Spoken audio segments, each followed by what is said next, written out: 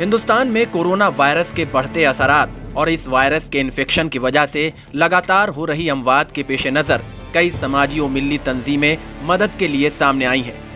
دارالعلوم دیوبند نے بھی ملک میں پیدا مشکل حالات کو دیکھتے ہوئے یوگی حکومت کو خط لکھ کر مدد کے لیے ہاتھ آگے بڑھایا ہے۔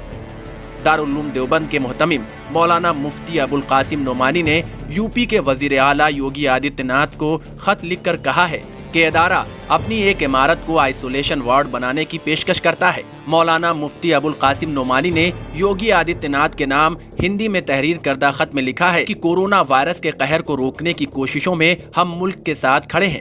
اس سلسلے میں ادارے نے فیصلہ لیا ہے کہ مشکل حالات کے وقت دارالعلوم دیوبند کی جی ٹی روڈ کے قریب واقع عمارت دارالقرآن کو مریضوں کے علاج کے لیے آئسولیشن وارڈ کی شکل میں استعمال کیا جا سکے۔ مولانا نعمانی نے مزید لکھا کہ اگر مشکل حالات میں انتظامیہ ضرورت کے مطابق دارالعلوم دیوبند سے رابطہ کر اس بلڈنگ کو آئسولیشن وارڈ میں تبدیل کر کے استعمال کرنا چاہے تو ادارہ اس خدمت کے لیے تیار ہے۔ دارالعلوم دیوبند کے محتمم نے اس خط کی کاپی سہارنپور کے ڈی ایم، سی ایم اور اے ڈی ایم کے ساتھ ساتھ دیوبند کے ایس ڈی ایم کو بھی ارسال کیا ہے۔ قابل ذکر ہے کہ سہارنپور واقع معروف اسلامی ادارے دارالعلوم دیوبند نے جس عمارت میں آئسولیشن وارڈ بنانے کی پیشکش کی ہے وہاں کے ہاسٹل میں تقریباً 100 کمرے ہیں۔ ٹیم اردو خبر۔